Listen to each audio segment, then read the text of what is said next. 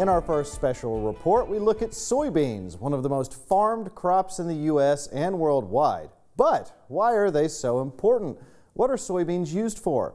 You probably use soy-based products every day without even knowing it.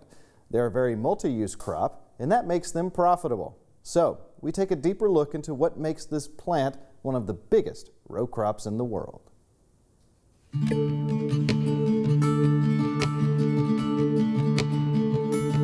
The humble soybean, #1 row crop and the #2 ag commodity in Mississippi, with over 111 million bushels produced in 2020.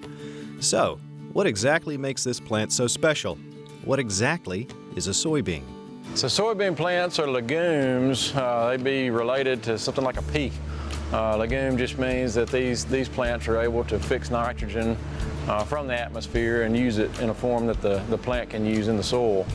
Soybeans have several growth stages that experts normally refer to.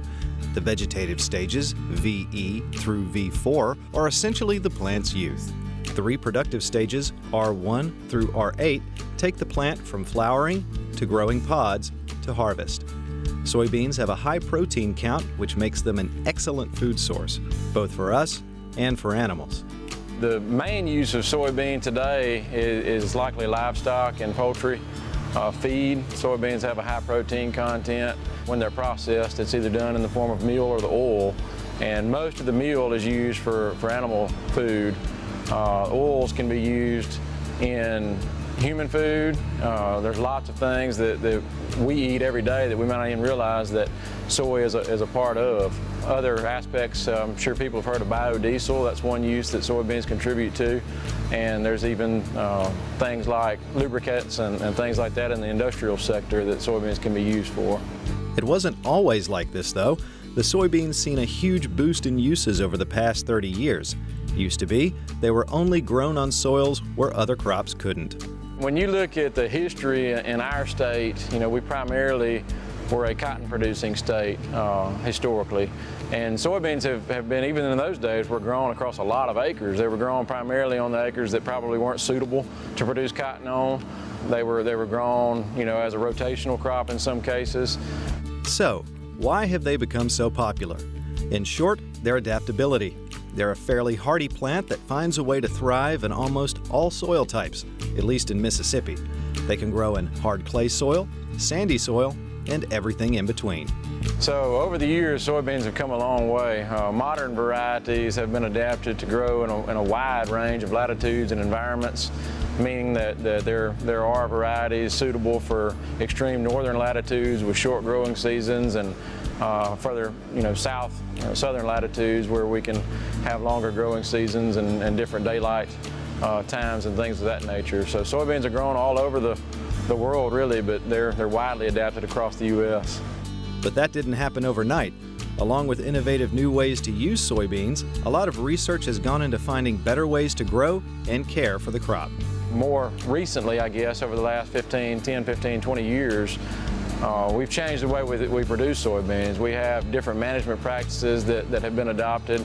Anybody that's in the production world has heard of the early soybean production system that was developed years ago. That really revolutionized what we're able to do with soybeans. We've increased our yield potential through scouting efforts, technology. Modern genetics have come a long way. So just all the way around the board, we're able to produce more per acre. So, what are the major issues with growing soybeans? No plant is perfect. Well, most of them have to do with the same issues as other row crops, mainly weeds, bug pests, and disease. Some of the major issues, or really all of them, are very similar to what other commodities would experience. So weed control is a major concern. In soybean in particular, disease management is a big deal. Insect pressure can be detrimental to our yield. Those are probably 3 of the biggest factors that have variability in them. But the one thing that keeps this crop strong is the same reason it became popular in the first place: its hardiness and adaptability.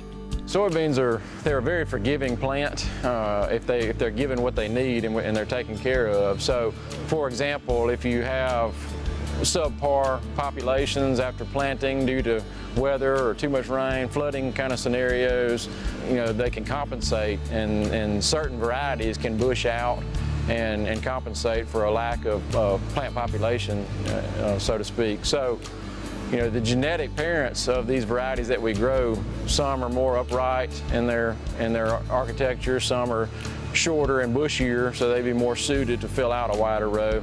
All of these factors combine to create a commodity that's one of the pillars of the ag market and the top row crop in Mississippi, for now.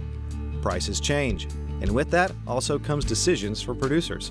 In a state like Mississippi, where we have our big three of being soybean and cotton and corn, they all kind of fit well together, and really it's just going to be dependent on what the market price is that year as to what the big money-driving selection is going to be.